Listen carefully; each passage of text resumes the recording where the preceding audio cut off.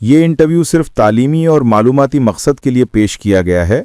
Media star world किसी भी हिंसा, नफरत या तासुब की हिमायत नहीं करता। यहाँ पेश किए गए ख्यालात मेहमान के अपने हैं। चैनल उनसे ज़रूरी नहीं कि इत्तेफाक रखे। हेलो, नमस्कार, आदाब, सत श्री अकाल और अस्सलाम वालेकुम। मैं हूं मोहम्मद अहमद काज़मी, लेकर आया हूं आपका पसंदीदा कार्यक्रम आपके रूबरू। दुनिया की खबरें आप देखते जाइए और समझना बहुत मुश्किल है जब ट्रंप जैसे लोग हुकूमत में आ जाएं।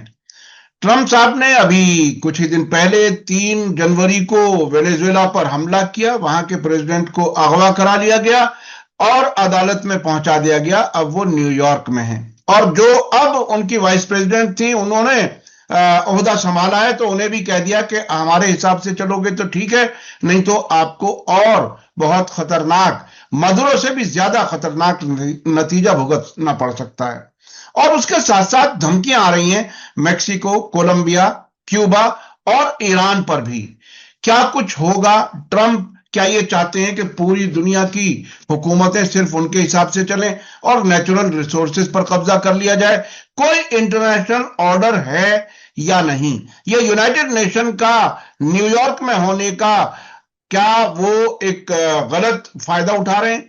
क्या इसी मकसद से न्यूयॉर्क में ये हेडक्वार्टर था? ये ऐसे सवालात हैं जो लोगों के जहन में इस वक्त उठ रहे हैं। इस पर बात करने के लिए मेरे साथ आज खास मेहमान मौजूद हैं, सीनियर जर्नलिस्ट जॉन दयाल साहब, और वो अमेरिका की सियासत को, भारत को और दुनिया के बहुत से मुल्कों को बहुत अच्छी तरह से जानते हैं। एक विदेशी पत्रकार के तौर पर कई मुल्कों में काम किया है, कई जंगें कवर की हैं। अभी तकरीबन 2 साल की जंग जो गाजा में हुई, उसके दौरान भी हम उनसे बात करते रहे। आप लोगों ने काफी पसंद किया। ईरान की सियासत, अमेरिका की सियासत को बहुत अच्छी तरह से जानते हैं, ईरान को भी अच्छी तरह जानते हैं। जॉन दयाल साहब, वेलकम है आपका। मीडिया स्टार वर्ल्ड को आप वक्त दे देते हैं, उसके लिए बहुत बहुत शुक्रिया।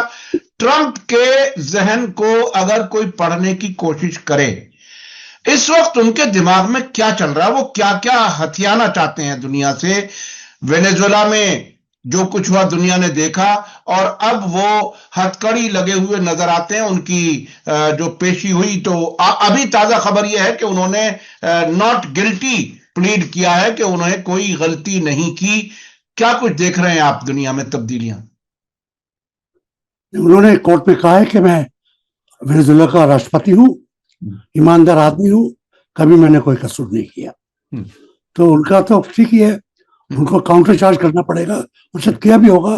जो रिपोर्ट नहीं हुआ कि मेरे को अगवा किया गया है, ये सबसे बड़ा क्राइम है, और ये बड़ा खतरनाक क्राइम है, क्योंकि इससे पहले हम देख चुके हैं इजराइल के मातहत कि किस तरीके से लॉन्ग डिस्टेंस असैसिनेशन करते हैं।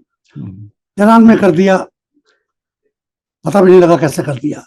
ड्रोन्स आ गए हैं, लॉन्ग रेंज मिसाइल्स आ गए हैं, सबसोनिक और हाइपरसोनिक दोनों किस्म के इस्तेमाल किए गए हैं पिछले 2 साल में पॉलिटिकल असैसिनेशंस के लिए। क्यूबा की जब बात है तो फिडेल कास्ट्रो कहते थे कि मेरे ऊपर CIA का हर रोज एक हमला होता है। तो शायद हर रोज तो नहीं होता होगा, मगर महीने में तो एक हो ही जाता होगा, क्योंकि सैकड़ों हमले उनकी जान के ऊपर हुए, जिसमें CIA ने कबूल किया कि उनके लोगों ने किया है। कि जब CIA के कुछ डॉक्यूमेंट्स पब्लिक हुए थे पिछले साल, तो उसमें ये भी बात समझ के आई थी। तो एक बात तो है कि अमेरिकी डीप स्टेट जो है, department of state, pentagon, military industrial combine, उनके जो इंटरेस्ट हैं वो सिर्फ डोनाल्ड ट्रंप को सिर्फ हम गाली दें या क्रिटिसाइज करें, उससे बात नहीं बनेगी। जॉन एफ कैनेडी और शायद उससे पहले भी, तब से लगातार राष्ट्रपति कोई भी हो, अमेरिकन डीप स्टेट ने क्यूबा के ऊपर, लैटिन अमेरिका के ऊपर, कैरिबियन सी के ऊपर अपना वर्चस्व, अपना पर्सनालिटी, अपना प्रेशर बनाने की हमेशा कोशिश की है, और उसमें जो भी हथियार उसका हाथ लगाया, इस्तेमाल किया है। सिर्फ क्रुश्चेव एक थे, निकिता क्रुश्चेव, जो अमेरिका के एक तरीके से काउंटर पार्ट थे मॉस्को में, जनरल सेक्रेटरी भी थे और प्राइम मिनिस्टर भी थे। उन्होंने कन्फर्ट किया था एक बार, और बात न्यूक्लियर मिसाइल तक की आ गई थी, तब जाके कुछ बात रुकी थी। और उसके पहले जब जॉन एफ कैनेडी ने क्यूबा पे हमला किया था, प्लाया हिरॉन, जिसको बे ऑफ पिग्स कहा जाता है। मैं वहां गया था क्यूबा में बहुत साल पहले, तो वहां की सरकार मेरे को ले गई थी कि यहाँ पर कैनेडी की फौज को हमने मात दी थी, और मात वाकई बड़े जोर से दी थी, और अभी तक CIA उसके ऊपर तिलमिला रहा है। डेमोक्रेटिक पार्टी के ऊपर भी वो एक बहुत बड़ा दबा था। तो एक बात तो ये हो गई कि अमेरिकन डीप स्टेट को जब भी मौका मिलता है वो एक्सरसाइज करने की कोशिश करता है। यहाँ हिंदुस्तान के ऊपर देखिए, हिंदुस्तान अब की बार डोनाल्ड सरकार कहते रहते हैं, मगर हम पे भी वो प्रेशर बनाने में हर चीज का इस्तेमाल कर रहा है, स्टेट का इस्तेमाल कर रहा है, मिलिट्री माइट का इस्तेमाल कर रहा है, इंडियन ओशन में अपने जहाज भेजने की तरतीब लगाता रहता है। तो अपने जब दोस्तों के ऊपर इतना प्रेशर लगाता है, तो जिनको वो अपना दुश्मन समझता है उन पे क्या करेगा? क्या हम इसकी धमकियों को धमकी समझे? 2 साल में कितने हजार गार्जियंस का कत्ल हुआ, उसके हथियार इनकी वजह से गए। इनके अंदर मॉरल रेंज जिसको कहते हैं, उसकी नाम की चीज नहीं है। देखो जी, अब जो इतना वाहियात आदमी है कि अपनी बेटी को, अपने सर को जब ये खुलेआम गाली दे देता है टीवी पर, तो क्या आप बात करेंगे? तो अपने पगलाहट में आपने जो कहा, इसको स्टडी करेगा? कोई लार्जर ह्यूमन साइकेट्रिक एक्सपर्ट हो, जो पॉलिटिकल साइकेट्रिस्ट भी हो और ह्यूमन साइकेट्रिस्ट भी हो, शायद वो बता पाए कि इनके पागलपन का वजह क्या है, और उसको अगर कभी कोई सुधरेगा तो नहीं।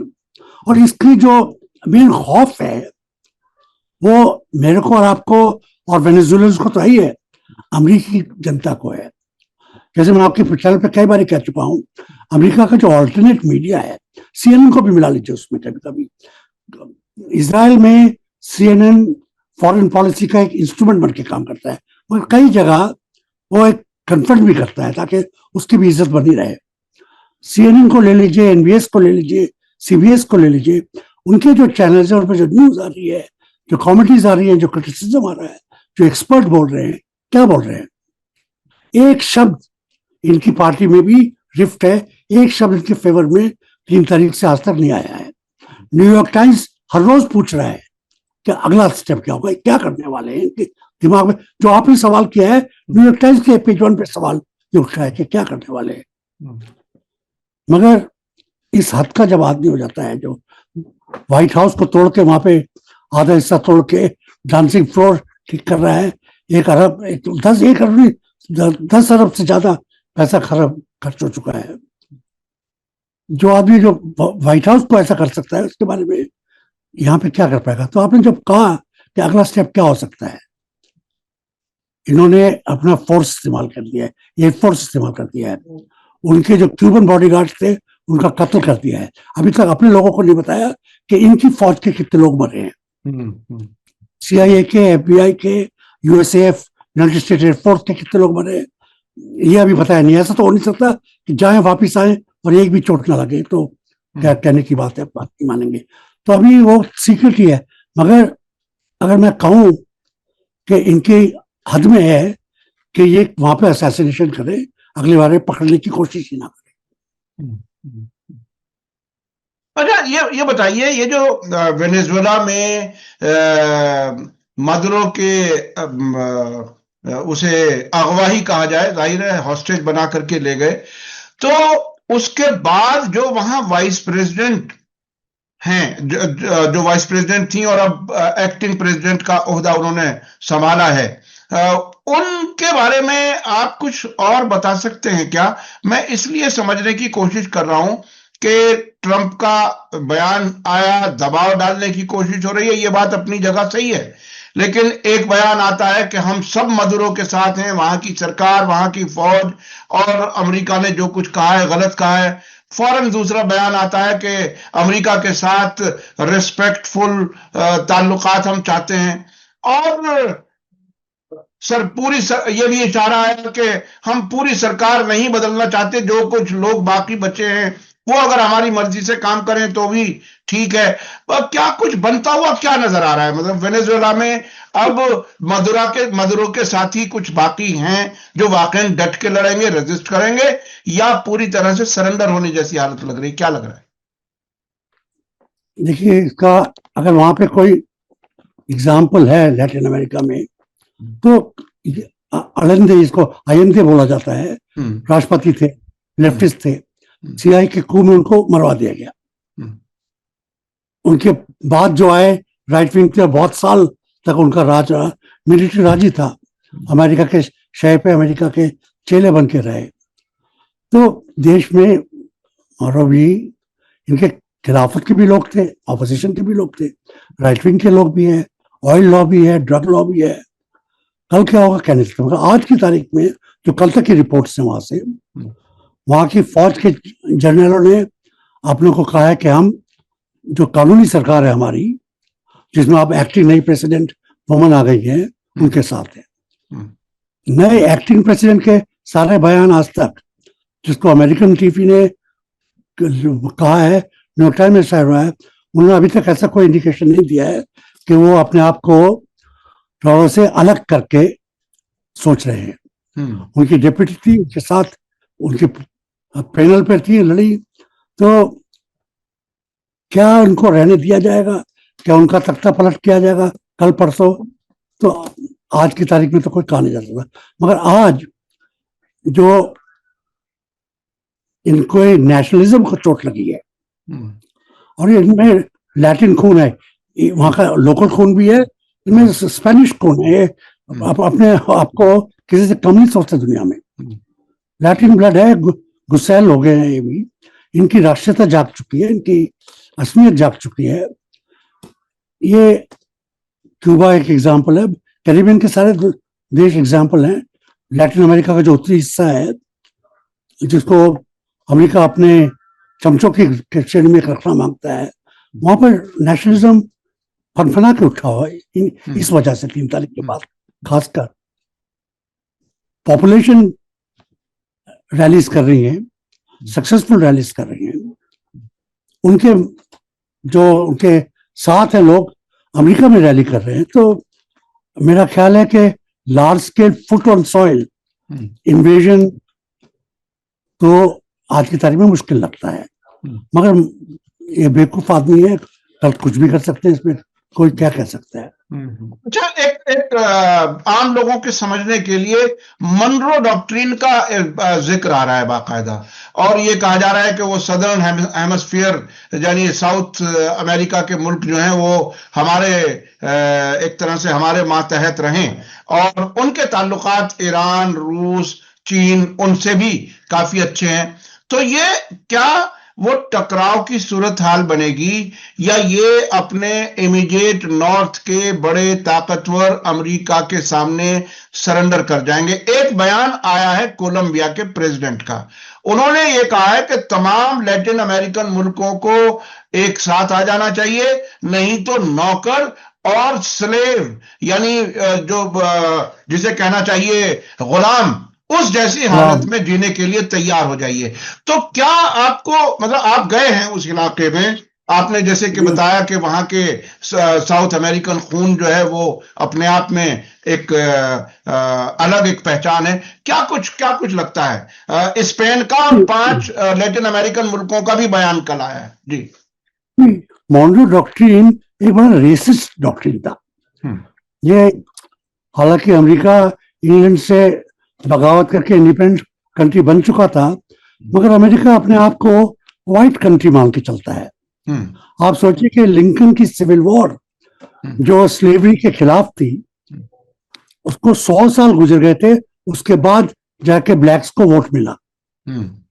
तो सिविल वॉर के 100 साल लग गए, जो सिविल सोसाइटी को, सिविल राइट्स मूवमेंट को करते करते करते करते तब जाके ब्लैक को राइट मिला। उसके पहले ब्लैक और व्हाइट की अगर शादी हो जाए जुर्म होता था।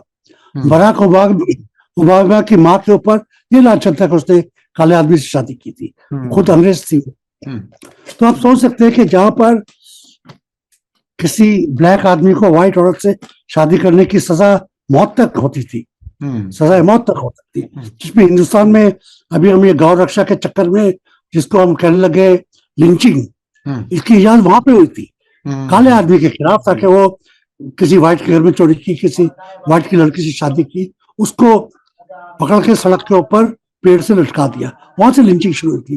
तो अमेरिका का जो रेसिज्म है, रेसिस्ट ठीक है, जिसके खिलाफ कैशियस क्ले जो मोहम्मद अली बन गए और बहुत लोगों ने उसके खिलाफ लड़ाई लड़ी है, मार्टिन लूथर किंग तो शहीद हो गए थे। ये मॉनरो डॉक्ट्रिन उसका एक इंटरनेशनल मैनिफेस्टेशन आप कह सकते हैं। और इसकी वही जो पुरानी वेस्टर्न हेमिस्फीयर में कोलंबस के पास के बाद जो वेस्टर्न हेमिस्फीयर को किस तरीके से डिवाइड किया जाए, उसके चक्कर में अभी भी ये है। एक तरीके से आप कह सकते हो इटली और जर्मनी ने ट्राई किया, फ्रांस ने ट्राई किया, मगर उन्होंने अपना फोकस अफ्रीका पे ज्यादा कर दिया।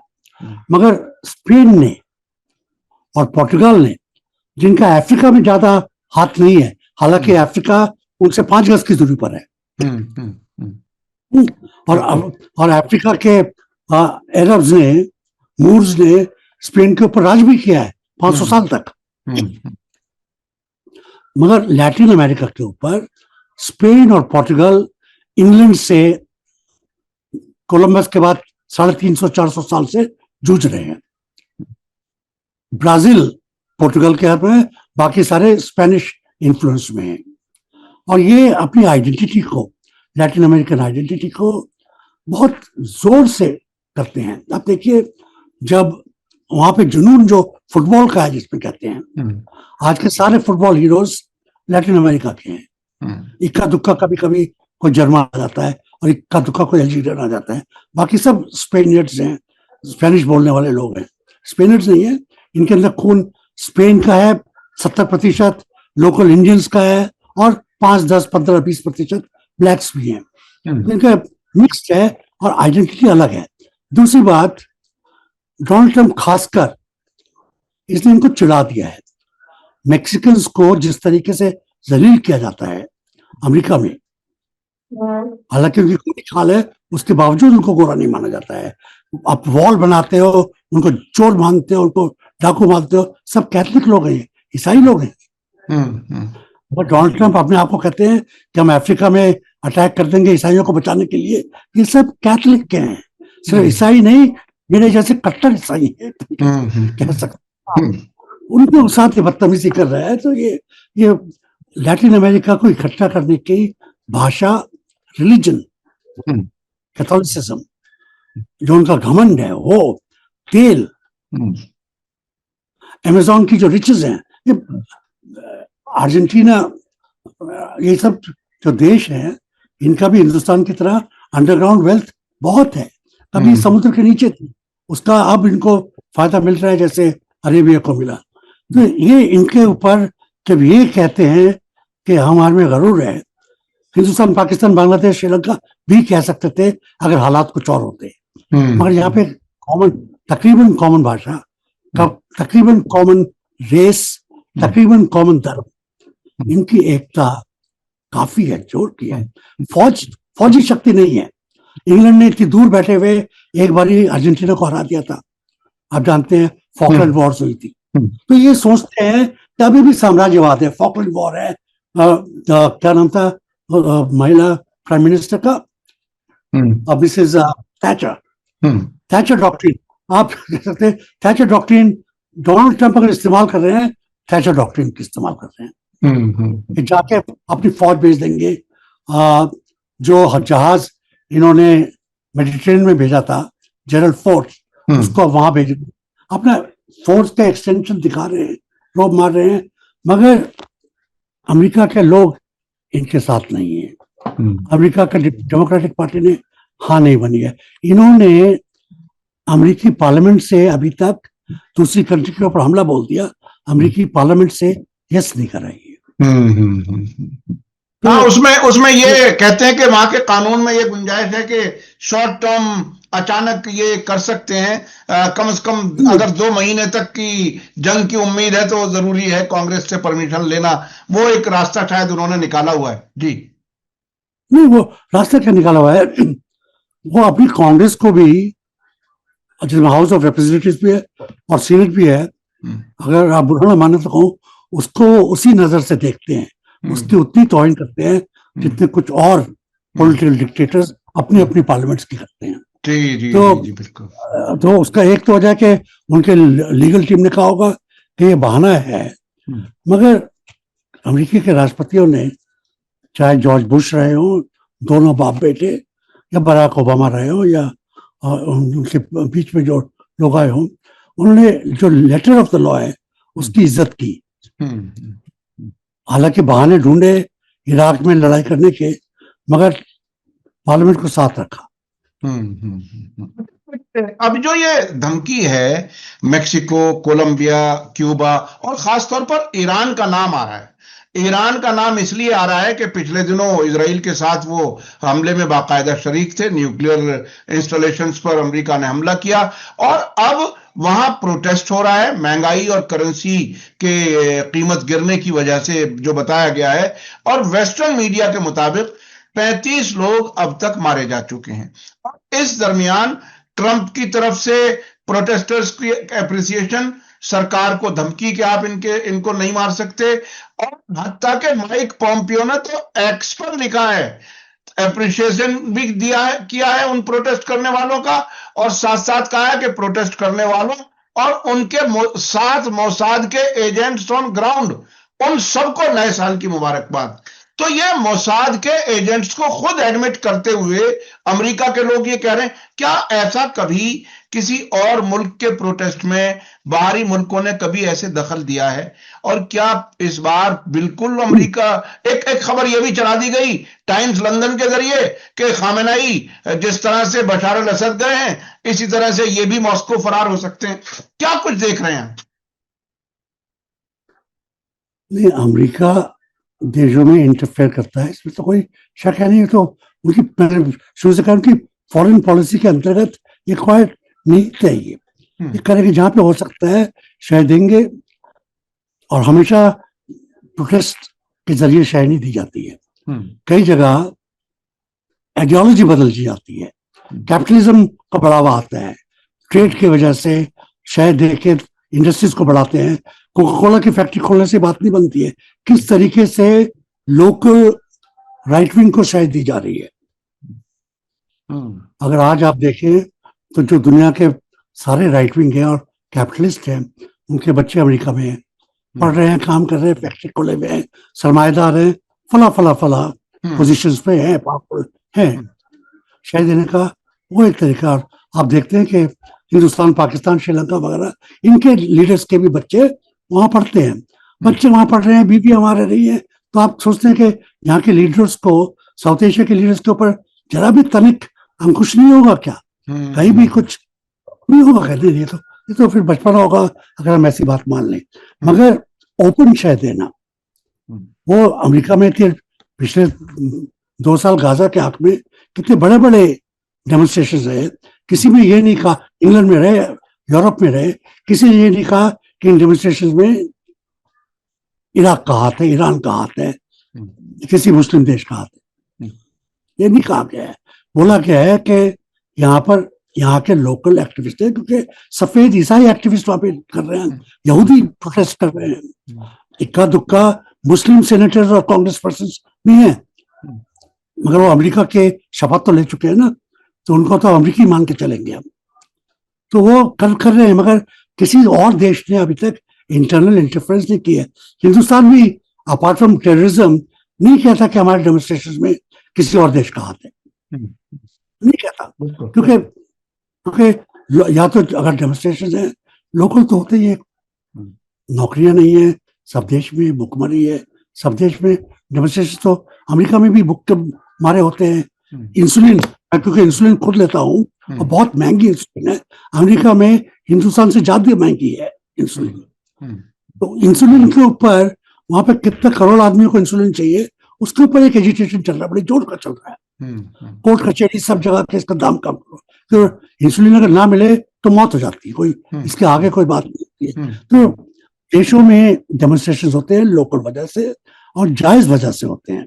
हम कोई नहीं कह रहे कि ईरान में अगर डेमोन्स्ट्रेशन हुआ है तो सिर्फ मोसाद एजेंट कर रहे हैं, बाकी देश आग पे तेल डालने का काम जरूर करते हैं। शायद गारंटी देते हैं कि अगर आपको कुछ हो जाएगा तो आपके बाल बच्चों को हम देख लेंगे। तो ये ये बहरहाल खुद ईरानी लीडरशिप भी ये कह रही है कि आपकी मुश्किलात हैं, आप प्रोटेस्ट करें, आपका हक है, लेकिन वायलेंस जो करने वाले लोग हैं, जो गड़बड़ी फैलाने वाले लोग हैं, उनके खिलाफ कार्रवाई होगी। अब थोड़ा सा एक एक एक वो सवाल करने जा रहा हूं जिसमें कोई सोल्यूशन अगर आप बता सकें। देखिए, जो अमेरिका की दादागिरी है, जो इजराइल ने जिस तरह से कत्लेआम किया है, जो मुसलसल दूसरे मुल्कों को, जिसे थर्ड वर्ल्ड कंट्री कह करके या किसी भी नाम से ह्यूमिलिएट करके उनके ऊपर सवार होने की जो ये कोशिशें हैं, जो ताकत के साथ, इसको रोकने के लिए कोई सॉल्यूशन है?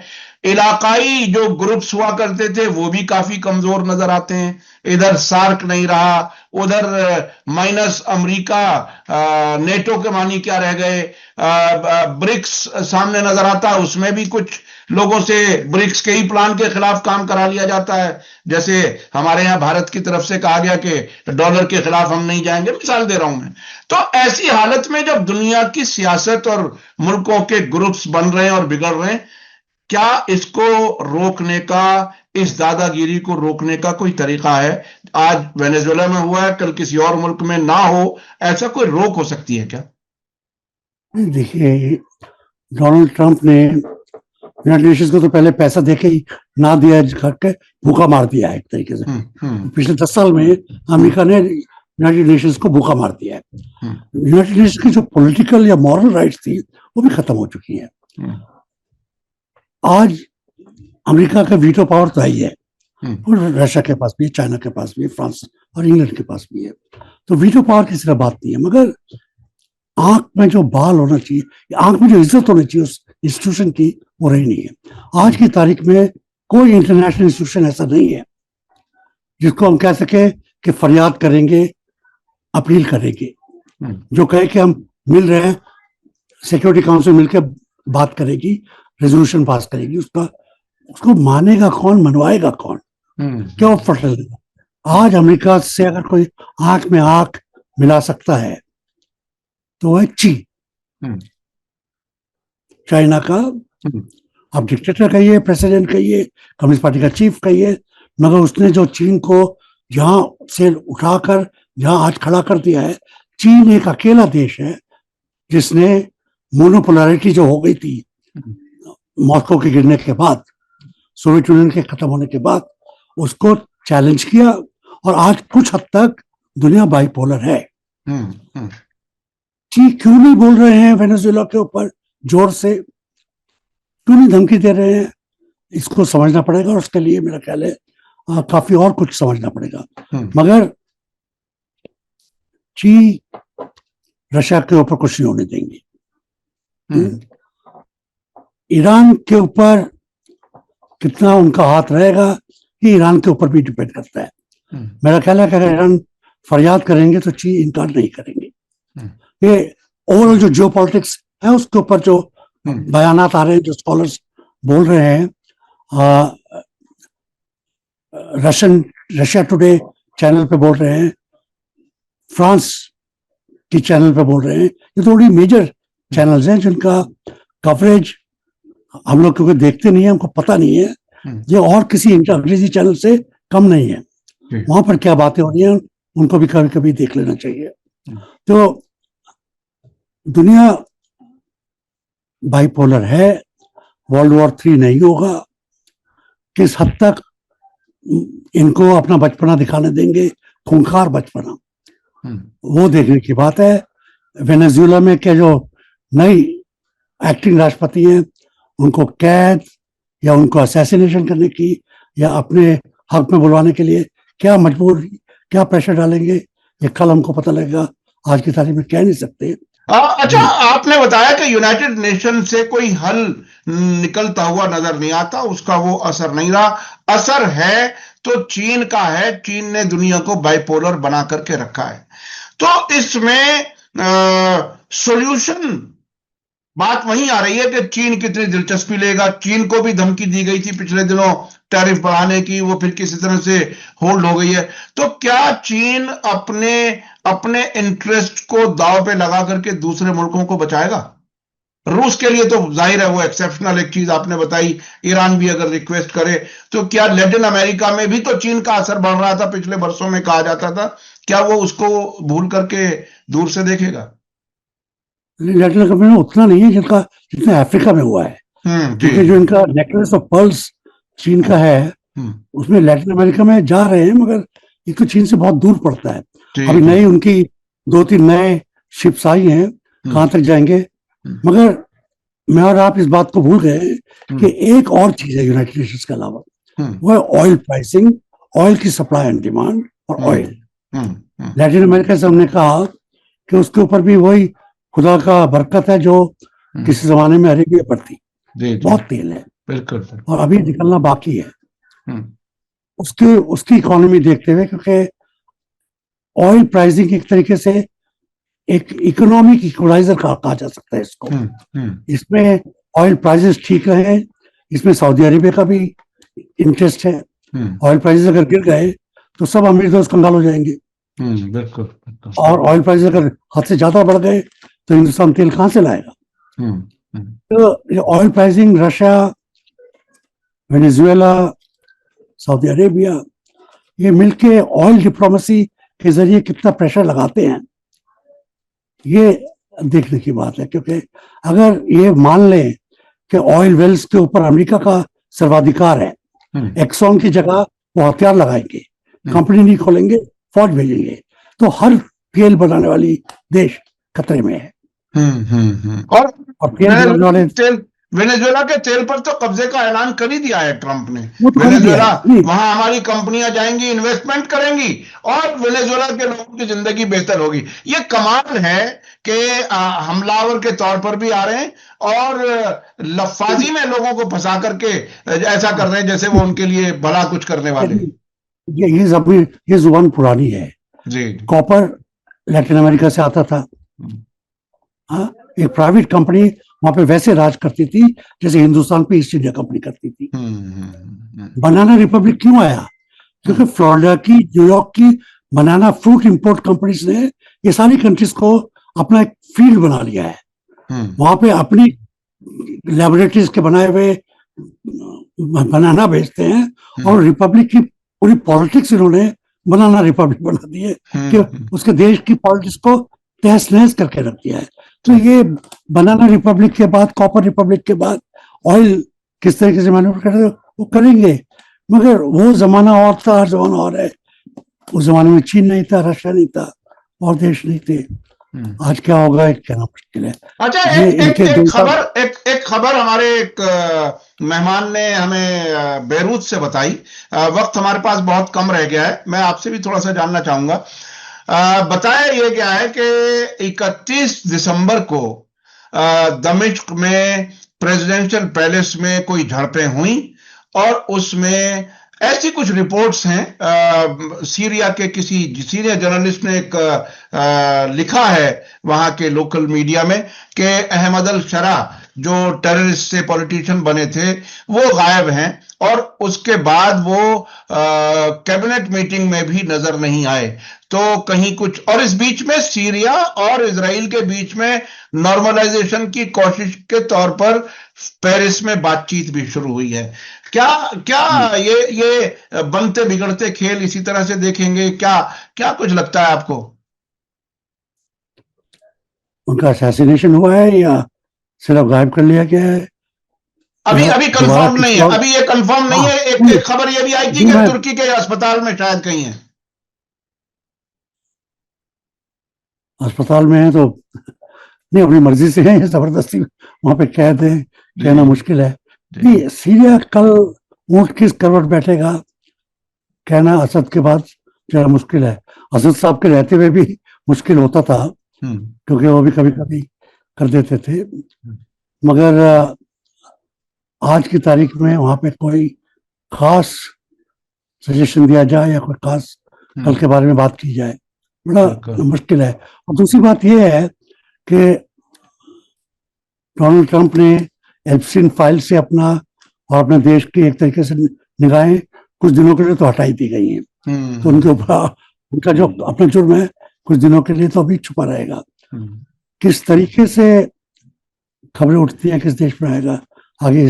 ये साल आपने कहा कि टाइम कम रह गया है, कई मायनों में टाइम कम रह गया है। जी जी जी, कई मायनों में टाइम कम रह गया। और एक साहब हैं जो अपनी गुनाह छुपाने के लिए जंग जारी रखना चाहते हैं इजराइल में, नेतन्याहू माफी भी मांगने की कोशिश करते हैं, और दूसरी तरफ एप्स्टीन फाइल को दबाने के लिए शायद ट्रंप साहब ने ये वेनेजुएला वाली कहानी भी छेड़ दी।